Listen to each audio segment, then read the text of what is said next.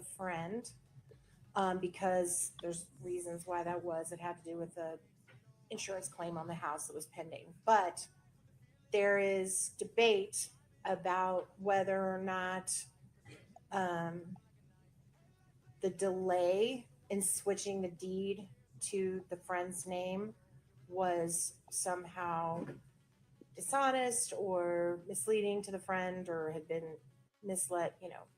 That's up in the air. So if we're only looking at the Barney property for the purpose of this property profit analysis, I don't have a problem with that.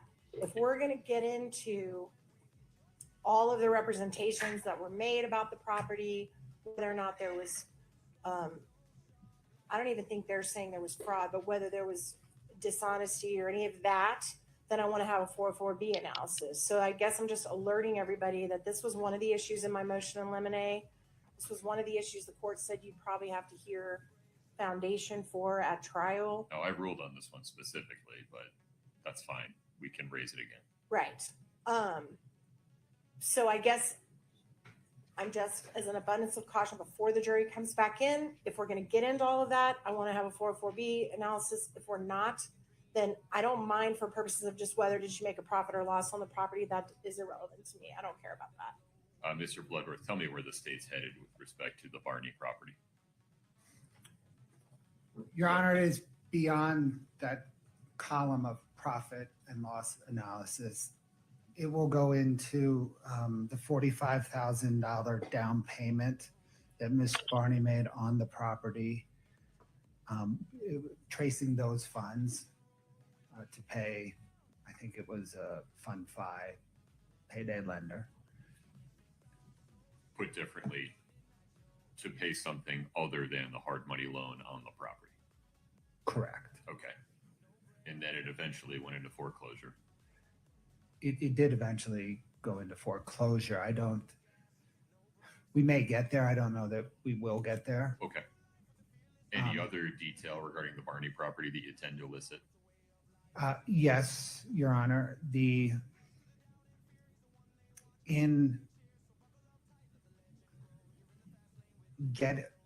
So initially the Barney property was financed by a more traditional mortgage lender. In getting financing on the Barney property in June of 2021, Corey Richards submitted a bank statement to the lender purportedly from AFCU showing a certain balance. Her bank statement from AFCU shows a different balance. C&E's bank statement from AFCU shows that first certain balance. And so it would be an exercise in admitting those three bank statements and moving on. I think that is consistent with the court's ruling. The other issue that may arise is there was an email from that hard money lender questioning Ms. Richards about her credit score in comparison to the available cash in the purported bank statement.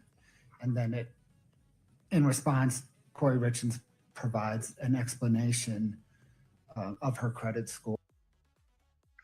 Just for fair use, we have to stop every once in a while. Just wanted to remind you guys that I'm showing this live on Twitch and on Kick, which is my first time to stream on both of those at the same time. I'm just making sure everything works. The Texas Supreme Court show that we planned on doing at 9:00 a.m., they are still not live. So I don't know if they're having problems over at the Texas Supreme Court today, but they had 3 different hearings scheduled. As soon as they do become live, we're going to switch over to the Texas Supreme Court. I'm just showing Corey Richards right now while we wait for them to actually fix whatever their problem is over at the Texas Supreme Court. So here we go. Thank you for joining me. I always appreciate it and love seeing new people in my chat. Or that is relevant because, well, the inquiry is relevant because the lender had noticed a disconnect between her balance and her credit score. Corey Richards' Because response somebody is was telling a relevant lie. because she had a very different response to a different lender in response to a similar question. Okay, so Ms. Nestor, I think it would be appropriate to give the jury a 404B instruction to the following effect, and we can have a conversation about the details here, but something to the effect of, you are about to hear evidence that defendant's representations to her lenders were not accurate before the acts charged in this case. This evidence is not admitted to prove a character trait of the defendant or to show that she acted in a manner consistent with that trait. You may consider this evidence, if at all, for the limited purpose of determining a non-character issue such as motive. Keep in mind that the defendant is on trial for the crimes charged in this case only. You may not convict the defendant simply because you believe she may have committed some other acts at some other time. Your Honor, could you please read that very first part where you said you're about to hear, what was that? Evidence that defendant's representations to lenders were not accurate before the acts charged in this case. Okay, it's not just lenders though. It's also her statements to Ms. Barney, who was her I don't know tenant. that we're going to get into evidence of that, are we? So I can add that to the list. That's fine. But it wasn't clear to me that the back and forth between The lenders and others, because part of this Fine. is in an email to her, Okay. to a We- banker. It's not, I mean, through her, lenders and others is not a problem. Yeah. Anything else? I am so a visual person. May I just look at it? What you have in your hand? It's CR 411. It is the standard Muji second 404B No, just the very instruction. first part, the part that you wrote. Representation.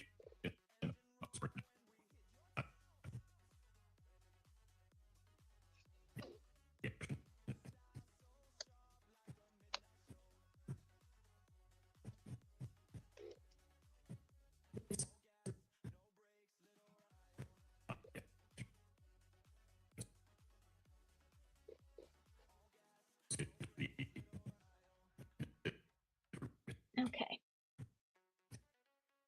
Apparently there's some problem with the feed right this minute. We're going to go ahead and read our fair use statement, as we do with every live broadcast we do, to protect ourselves in the copyright world. So this broadcast may contain excerpts of audio, video, and documents of other materials originating from third-party sources, including court proceedings, filings, public records, and media reports. Such materials are presented solely for the purposes of commentary, criticism, analysis, education, and reporting on matters of public concern. Pursuant to Section 107 of the United States Copyright Act, this constitutes a lawful fair use. No ownership is claimed over any copyrighted content, and all rights remain with their prospective copyright holders. The use herein and transformative in nature, incorporating independent analysis, contextual explanation, and critical discussion. Additionally, all individuals discussed in this broadcast are presumed innocent unless and until proven guilty in a court of law. Any allegations referenced remain unproven unless adjudicated by competent court. Information presented is based on publicly available records and is offered strictly for commentary and analysis. Nothing stated in this broadcast should be interpreted as factual determination, legal conclusion, or an assertion of guilt. There we go. We've done our fair use. Let's get back to the trial. Thank you so much. There's something wrong with the feed right now. It's having a little bit of a problem. So it's kind of like going in and out. Yeah, I don't know why. Let me see if we can go out and come back in if it'll fix it. Hang on just a second, guys. Let's see. and I need to see this. There we Corey go. Richards provides. And this is going to be crime And talk. then Well, when I don't that want to do doesn't get crime the- talk. I want to go and do an actual, like a news station. I want to do theirs, not just somebody else's, YouTube. That's not really fair. So here we go. This is going to be, let's see. I'm gonna find somebody's news. I don't want to use somebody's live stream. We're gonna go find a news station. Okay, hang on, you guys. Here we go. This is Surviving Survivor. That is Criminally Obsessed. I'm gonna go find a Court TV, Recovery Addict, Crime Talk. No, KSL. I'm gonna do KSLU News Utah. KSL News Utah. Okay. And in 2 written rulings by the court, Oh, both cancel. on Okay. defendants' motions in limine and the court's amended ruling regarding intrinsic evidence. Defendant's 404B objection to There we the go. admissibility and defendant's objection to the admissibility of this evidence under rules 401, 02, and 03 are overruled for the reasons discussed on the record previously. Yeah, the judges and discussed written this prior. about extensively by the court. Probably not happy to come to discuss it The issue again. before the court today is the form of a 404B instruction to be given before the evidence comes in. I think we've arrived at that form, correct, Ms. Nestor? Yes, sir. Mr. Bloodworth, any addition there? No, Your Honor. Okay. Anything else before we invite the jury? No, Your Honor. Woo. Ms. Nestor, Let me see if Yes, this sir. is still Okay. showing over there correctly on Kick we're ready and for the Twitch. jury. Can't believe I've never done this before.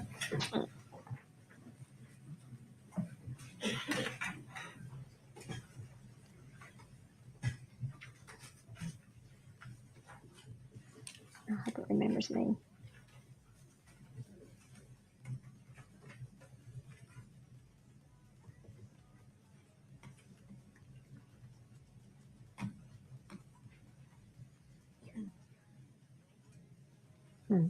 Okay. I thought I'd saved it over on my, I think it's over here. I also need to text back to the Texas Supreme Court, make sure they're not going yet, which is what we planned on doing today. Hmm.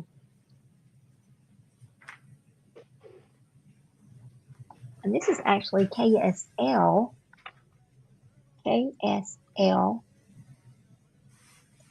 News Utah. Credits. Okay, get that fixed. There we go. Now, check this over here.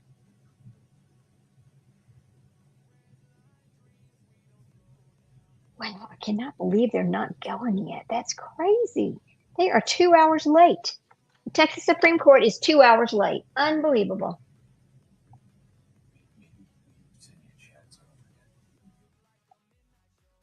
I'm shocked by that.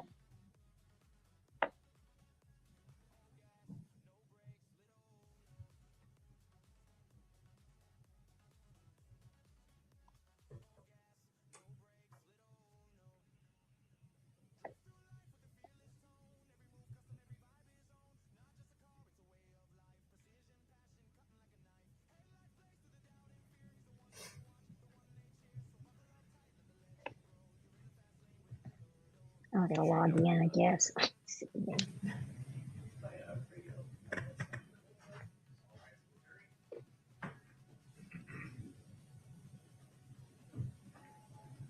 Please have a seat as you come in. Thank you.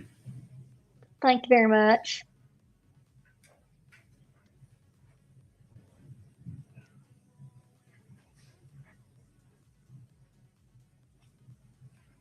Please have a seat.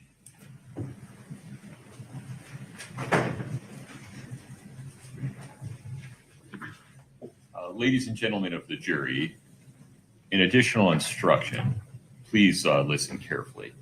You are about to hear evidence that defendants' representations to lenders and other individuals and entities were not accurate during the time before the acts charged in this case.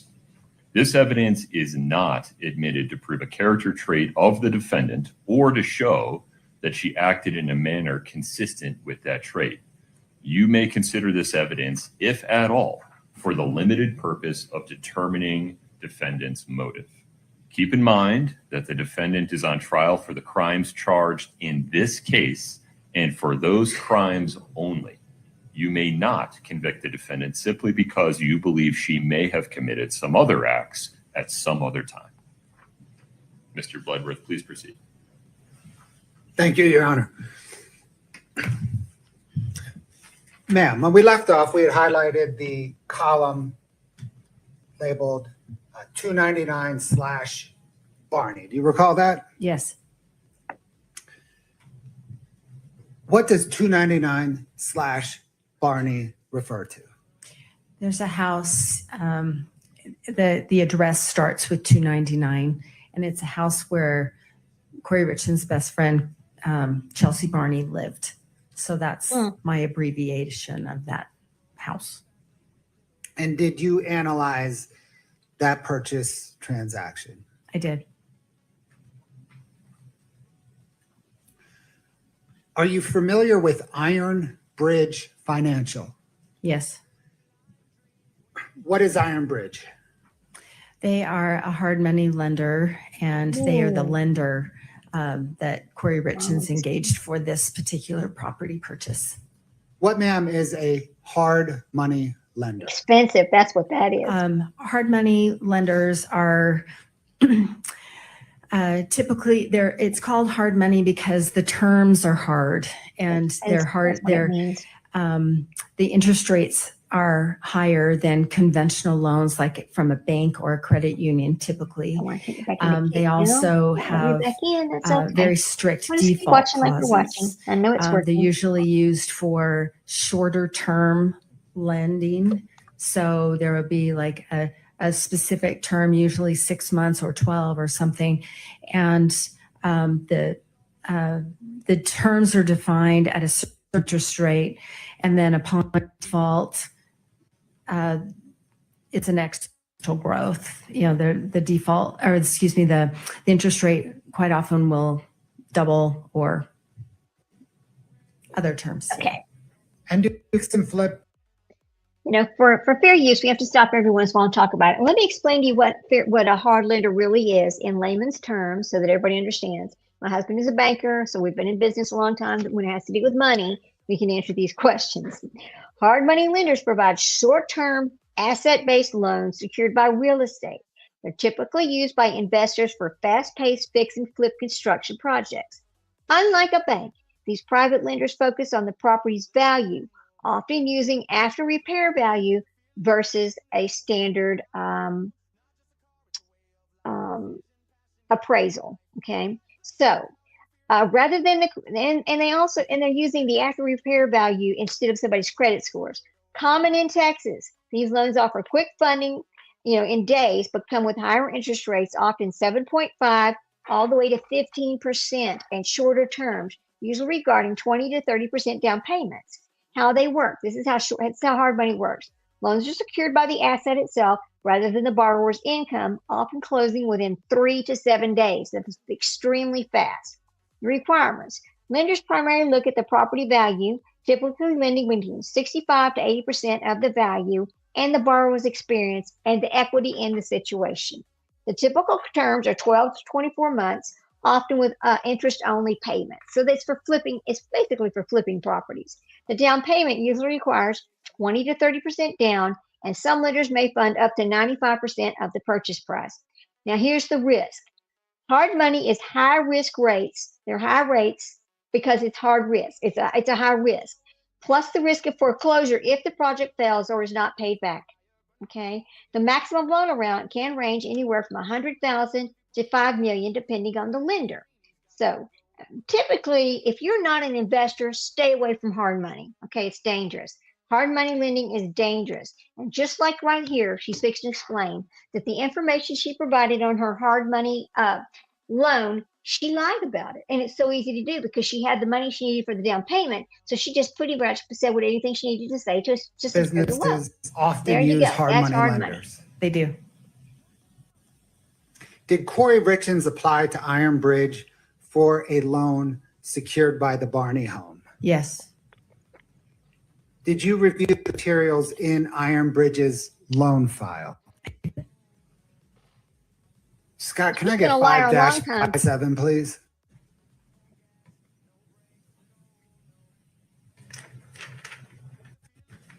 Ma'am, do you recognize this document? I do. What is it? This is an America First Credit Union bank account statement for K. Richards Realty. The account 6577, May of 2021. And this was directly from Iron Bridge in response to a subpoena from the prosecution. Thank you, ma'am. Your Honor, the state moves to admit 5-7. Previous objections, Your Honor. 5-57 is admitted.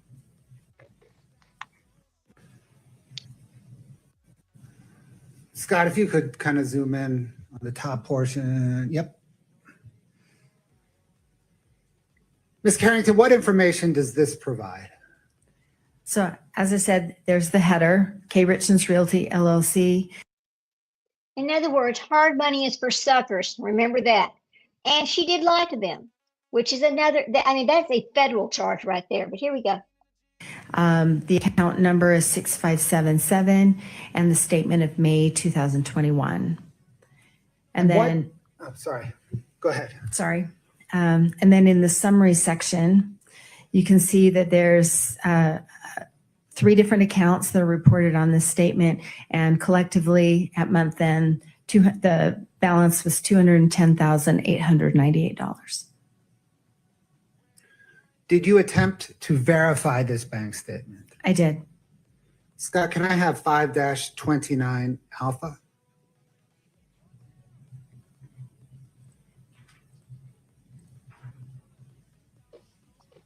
Oh, she's a scammer. She's a scammer. She scammed. Okay. Can you see it? I do now. Sorry. Ma'am, do you recognize this document? I do. What is it? It is the America First Credit Union statement for K. Richards Realty from America First for the account number 6577 for May of 2021. And this was directly from the credit union pursuant to a prosecution subpoena. Your Honor, the state moves to admit 529A. Same objections. 529 Yes, they are. is admitted. Of course, they're going to object to that. Published now. Yes, Your Honor. Okay. Scott, if you can zoom in.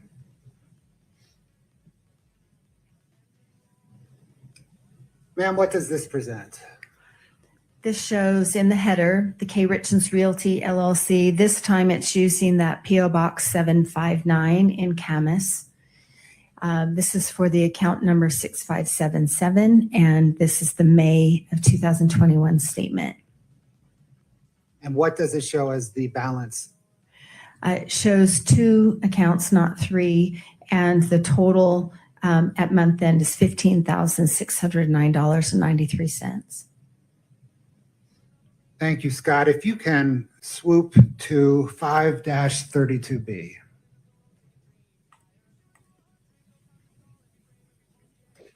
Let me get this to work over here. Let me see. Ma'am, do you recognize this document? I do. What is it? This is the America First Credit Union statement for C&D Stone Masonry, which is Eric Richards' account company. And this is the May of 2021 statement that came directly from the credit union in response to a prosecution subpoena. The state moves to admit 5-32B, Your Honor. Same objection. 5-32B is admitted.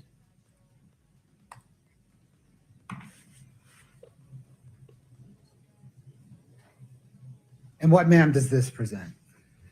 So in the header, we can see the company is C&E Stone Masonry LLC, which is Eric Richards and his business partner's company.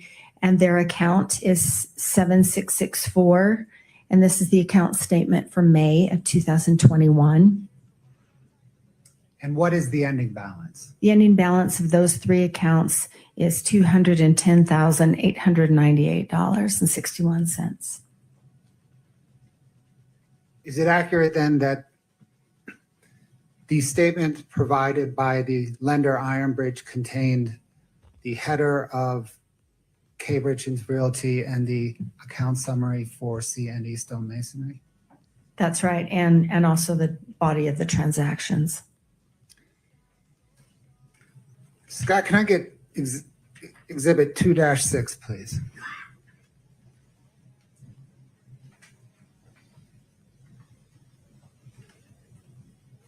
Ma'am, do you recognize this document?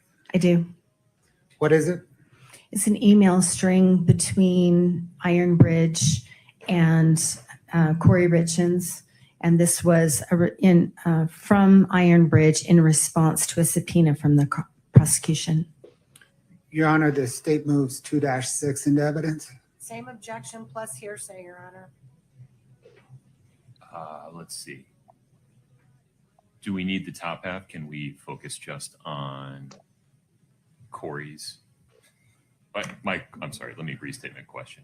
Do you care about the before and after or just Corey's statement? Your Honor, the email is bottom up. Right.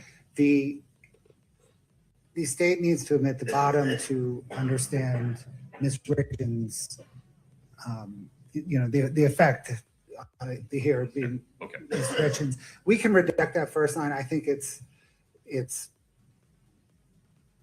doesn't matter either way to the state. Objection to instructing the jury that they not consider any of these statements other than those written by Ms. Richens for the truth. No objection to that instruction. Ms. Nestor. Not to the instruction, but remain objection to the entire document. Okay. So, ladies and gentlemen, you're about to see an email. Ms. Richens' portion of the email string, you may consider for any purpose to whatever extent you the other portions of the email string, you may consider only for the effect they had upon Ms. Richens, upon the listener, not for the truth of any matter asserted in those other portions. Published 2-6. Yes, please, Your Honor. Brittany, in case I didn't say it, 2-6 is admitted. Scott, if you could scroll down to the bottom and enlarge that, please. Yes.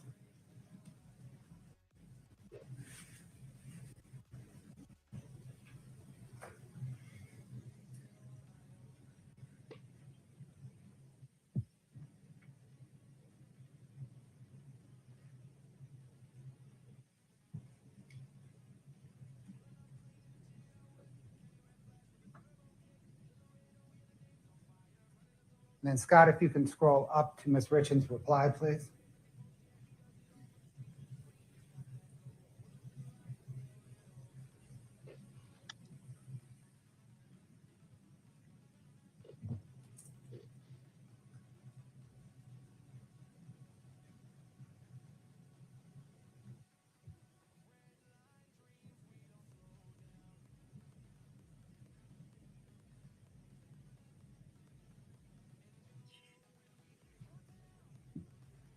Thank you, Scott.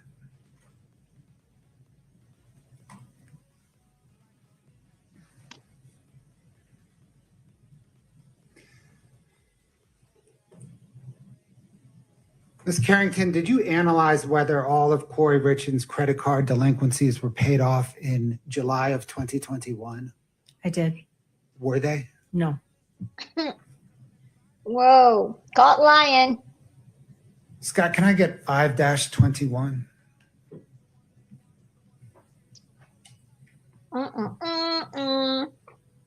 Corey. Ma'am, do you recognize this document? Yes. What is it? It's the promissory note between. So she lied on her application. That's been proved. That is going to be a federal charge. So really, I have a song for her. I wish I could sing, but I really cannot sing because my song's going to be that she's 3 times a scammer, 3 times a lie, 3 times a story with tears in your eyes. Oh, 3 times a scammer that money can buy. You said forever, but forever was just a disguise. Because she's, 3 times the scammer, 3 times the lie, 3 times the heartbreak, dressed up in white. Oh, 3 times the scammer, under courtroom lights. Now the truth is calling in the middle of the night. Yes, Corey Richards is a scammer, and that should be a federal charge. Here we go. Corey Richens and Kay Richens Realty and Iron Bridge for the purchase of this house. Your Honor, the state moves to admit 5-21. Same objections. 5-21 is admitted. Boy, oh boy. Scott Wright, if you can zoom in, please, on that top portion. Ms. Carrington, what information does this provide? Well, starting with the top on the right is it's called a bait stamp number. That's something that's applied after the fact. So that tells me that this came from Iron Bridge. This is then the secured promissory note between Kay Richens Realty and Iron Bridge. And the loan amount, where it says principal amount, is $346,500 at a 10% interest rate. And it also tells me that this is a note that matures, means it's due on January 8th of 2022. For context, ma'am, what at this time were traditional mortgage interest rates? They were at those historic lows, 2.5%, 3.5% for a 30-year mortgage. And did this loan involve a balloon payment? It did. So am I right then that for the 6 months term of the loan, Corey Richens did not owe any money? This one, it was a balloon, but this one did require monthly payments. But then everything was due on January the 8th, 2022. That's correct. So it was started in the summer, and she had the monthly payments on it, and then she had to either refinance or pay it off by January 8th of 2022. Thank you, Scott. Did Corey Richens endeavor to refinance? Yes, she did. And did she use Excel Financial Services to try to refinance that loan? Yes, she did. Scott, can I get Exhibit 5-60, please?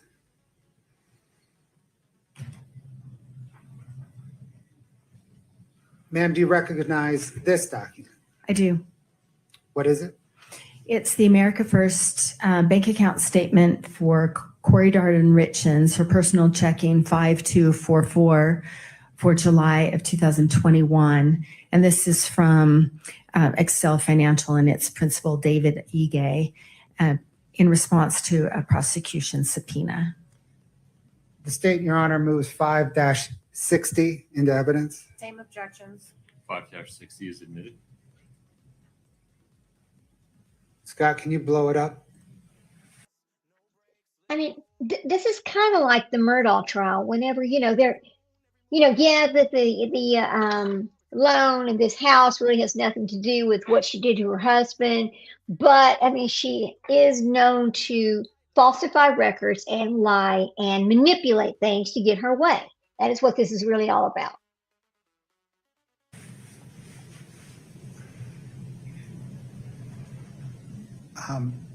Real quick, Ms. Carrington, we're going to go through this a few times, but real Okay. quick. This is America First bank account statement for Corey Darden Richens, her personal account 5244, July of 2021. And then the three accounts in the summary section shows that she had $694,730.15 at the month end. Did you attempt to verify this bank statement? I did. 5-35A, please, Scott. Ma'am, do you recognize this? Yes. What is it? This is directly from America First Credit Union for Corey Darden Richens, her personal account 5244 in August of 2021 in response to a prosecution subpoena. State moves to admit 5-35A. Same objections. 5-35A is admitted. Can't wait for the appeal on this one. Scott, if you could enlarge it, please. I wonder what it says. Let's see. It's enlarged. Oh, Probably gonna say no, she didn't have that much doubly money. enlarged. Ma'am, It what looks does like this it's only present? about $1,000. Is Um, that what I'm seeing? That this is Corey Darden Richens' account using that PO Box 759, the account number 5244, which is that personal checking account, August of 2021. And the total of the two accounts is $1,893.94 at the end of the month. Scott, can you bring She stated she had $698,000. That's what she provided in documentation. But she actually only had about what, $1,800 or $1,900? That's a huge lie. Here we go. Wow. up 5-32A, What a liar. please?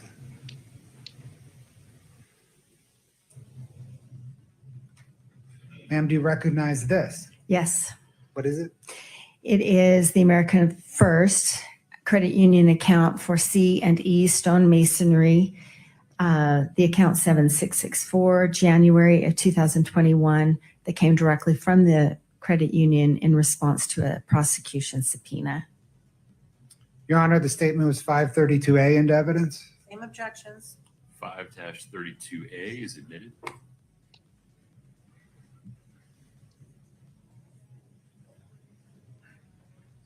Ma'am, what does this present?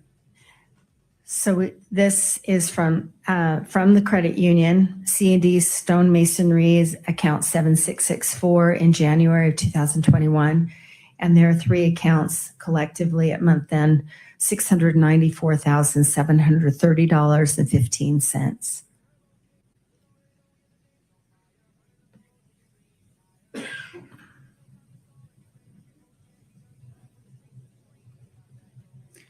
Thank you, Scott.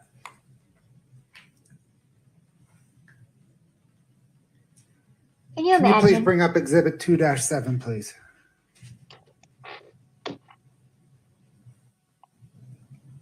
Ma'am, do you recognize this document?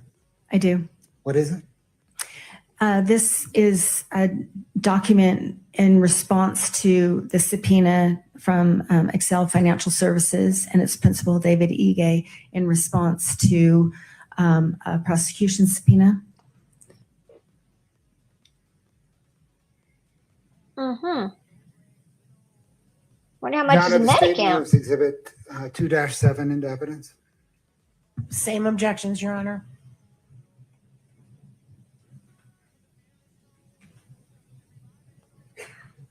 Would you approach for All right.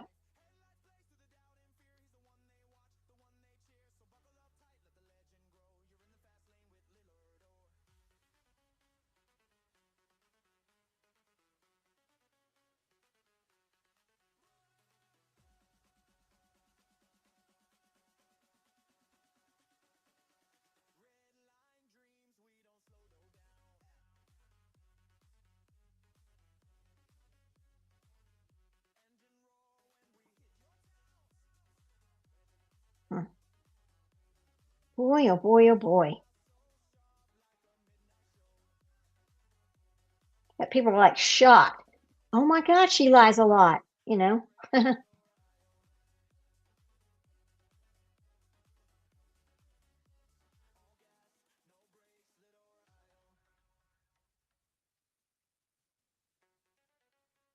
I don't know why I can't get back in there now. That just sucks. I don't know. Okay.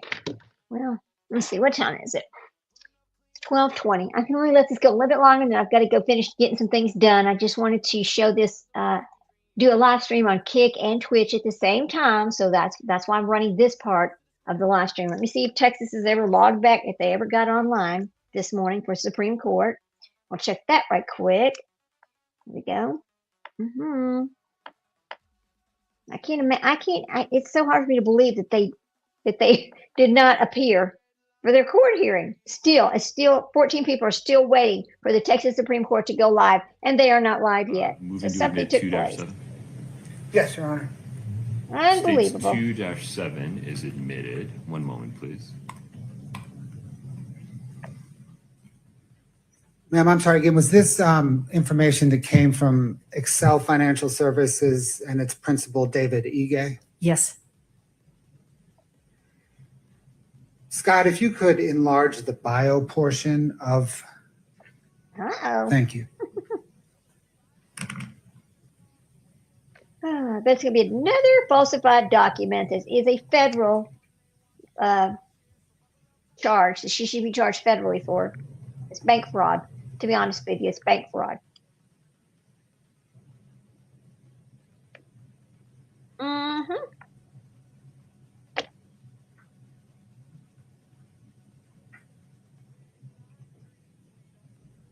Well, Corey likes to do a little bank fraud, huh?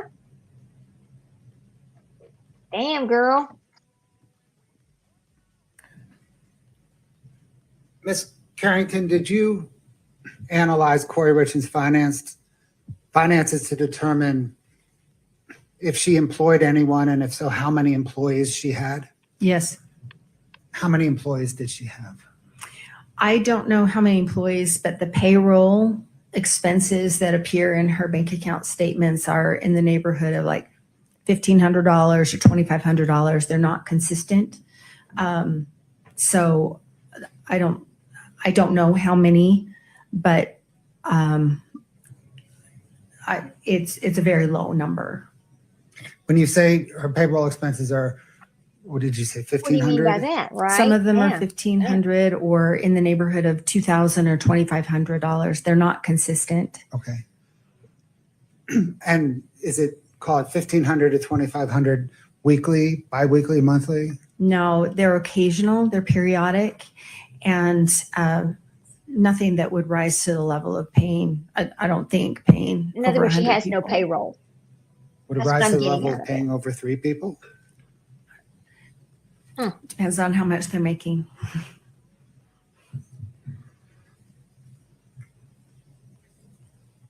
In your analysis, did you find any evidence that Corey Richards profited $1 million on any 5 of her deals combined?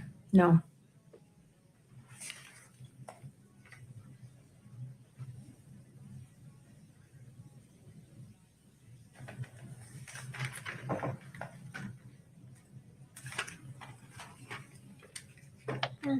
Thank you, Scott. Can we get, please, Exhibit 4-5?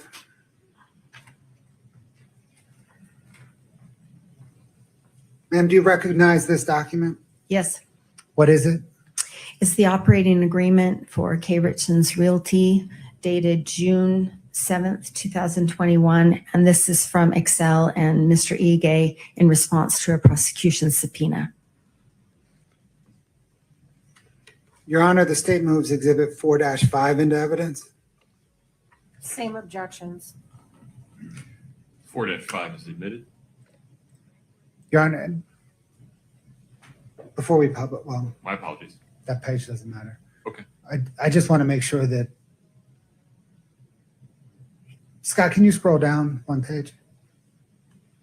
2 pages? 3 pages? 4 pages? Your Honor, stop there. Article 4 is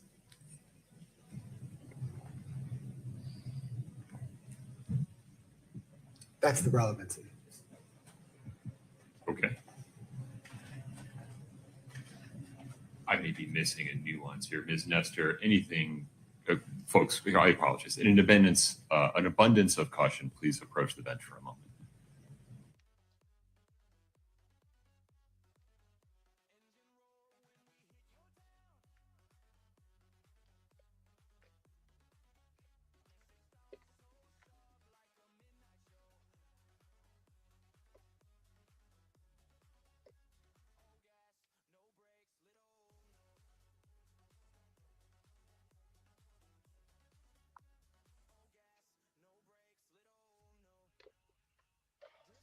All right. Well, while the court is talking amongst itself, we'll just take a little break here. It's now 12:26.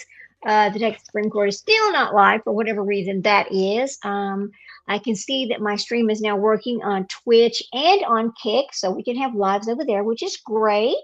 Which is why I wanted to run this test today. I'm gonna have to go and feed my animals and do a few things for the rest of the day, for today, and I'll have to come back on later or whenever the Texas Supreme Court decides to actually show its live stream from today, we will come back and show that. So just wanted to make sure I had this set up correctly and make sure it works. I've been trying to get over there and get that growing as well. I mean, YouTube has made it so hard for your little channels to actually get monetized, etc. It really has been. It's been hard. And then you have bots running the copyright. So it's just, like there's just a lot of issues over here. So I thought, well, let me just try some Twitch and some Kick and see if I can't get something going over there. I mean, I love my YouTube channel. I love my friends that have come onto YouTube. I love being moderators on other people's channels. I just think I need to make sure that I get that up and going as well. So this trial has lots of ups and downs. And I can say this, Corey Richins is a liar.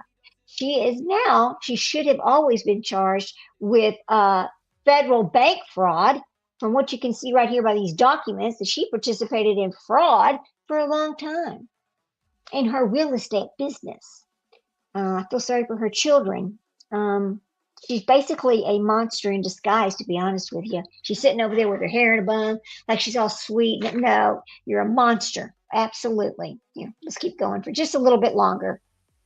At 12:45, I have to get off here and go feed my babies and get my day going. So that's how long I can hang out with y'all this morning. So good to see you. Whoever stops in, thank you. If you get a chance, please hit that like button on your way in, on your way out. Please leave a comment if you got comments. And again, as always, I appreciate seeing you guys.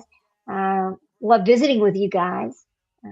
Thank you for putting up with my testing of my other two streams today. I appreciate it. This lady's like, oh, Lord, I'm telling the truth, and they don't like it. Publish, Your Honor. Now.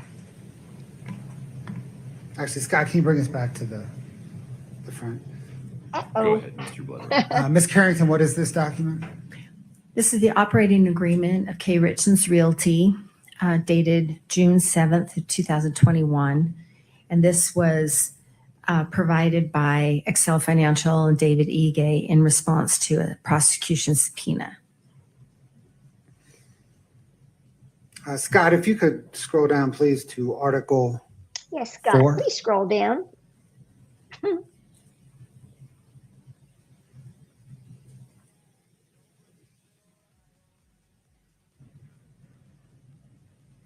Thank you.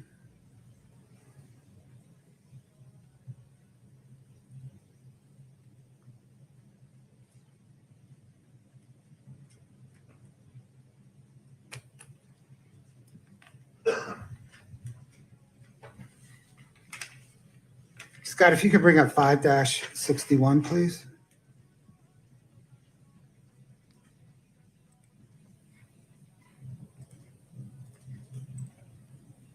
Ma'am, do you recognize this document? Oh, yes, she Yes. recognizes What it. is it? It is the America First Credit Union statement for Corey Darden Richens, the account 5244 for September 2021 that was sent by Excel Financial and Mr. Ige in response to a subpoena from the prosecution.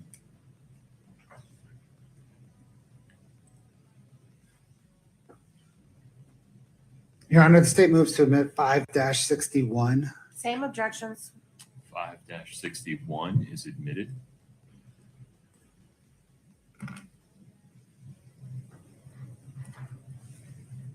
And what information does that present? It's an America First Credit Union statement. It says Corey Darden Richens in the header for September 2021 for the personal account 5244. And in the summary section, those three accounts collectively at the end of September were $169,442.28. Did you attempt to verify this statement? I did. Scott, can you bring up 5-35B?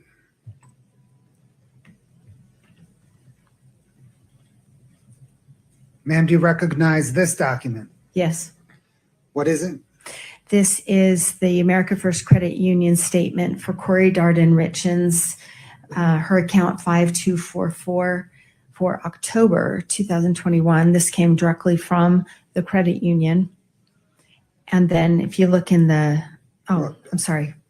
getting ahead of myself. This came from, in response to a subpoena from the prosecution. State moves to admit 5-35B. Same objections. 5-35B is admitted.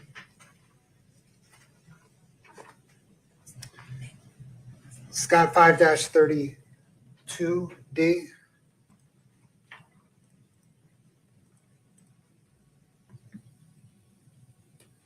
Ma'am, do you recognize this document?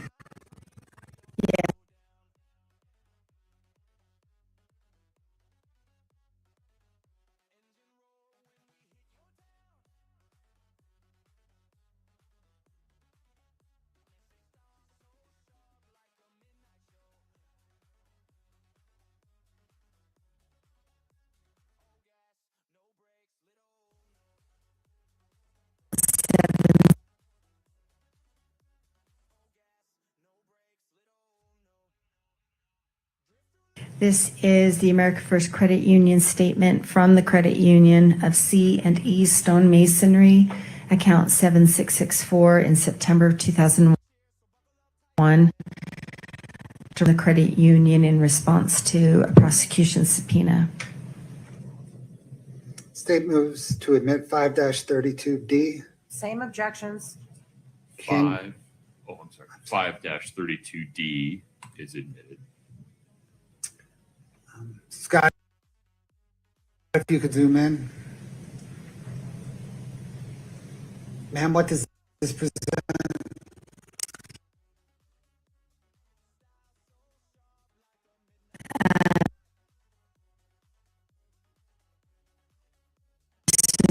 September 2021.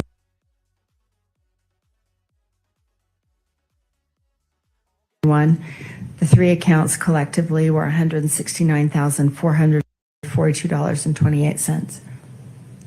Thank you.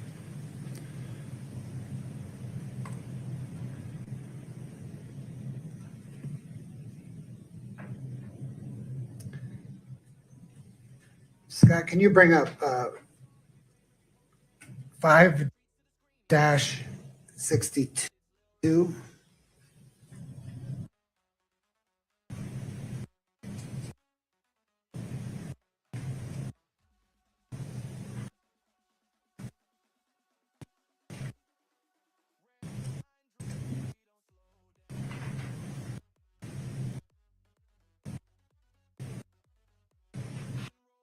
Scott, can you?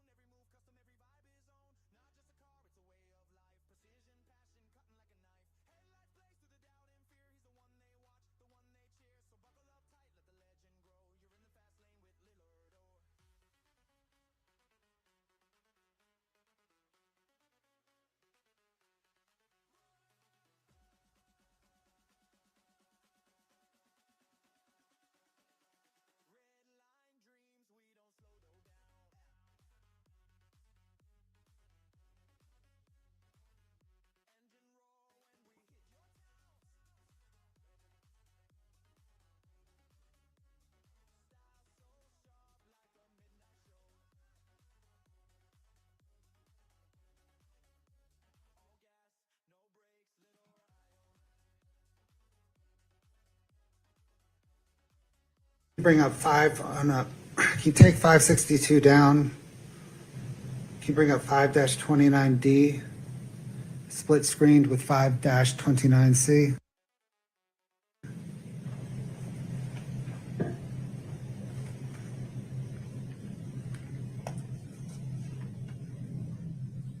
Ma'am, do these documents follow the same pattern we've just discussed? Yes, they do. Your Honor, the state moves 562D, 529D, and 529C into evidence. Wait, I'm sorry. Was it 562 or 562D? I don't know It's what just 5, 562. Would I you don't like to know. see that again, Ms. Nestor? yes. So same objections to 529C and 529D. I don't remember seeing 562. So if we could just put that up for a second. Same objections. Okay. 5-62 and 5-29D and -29C are admitted. Okay, Your Honor, we're not going to publish them. I Understood. think everybody understands. Okay. I'm going to bring up another set of 3. Scott, if you could start with 524. Would you pause for 1 second? Do you need a moment? Do you need any clarification?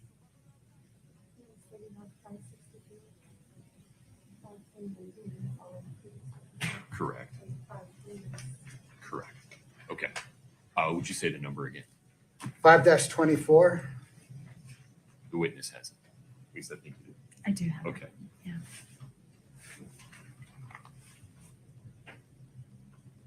I'm tracking wrong.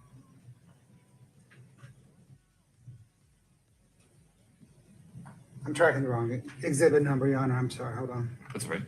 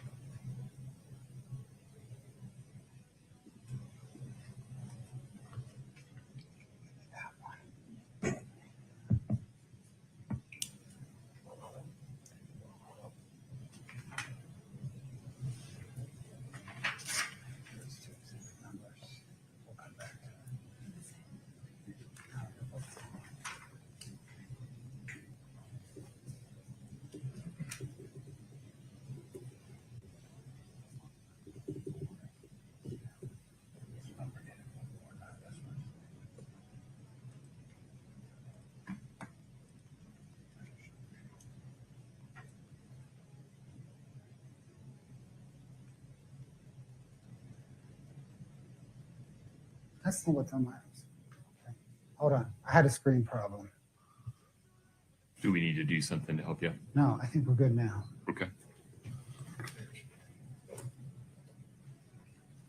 The page that I'm seeing and the witness is seeing have a sticker on it. Can we go back to page 1 so I can make sure? 5-24, correct? Yes, Your Honor. Okay. And I apologize, Scott. I go back to wherever Mr. Bloodworth wanted you to be. That's page 149.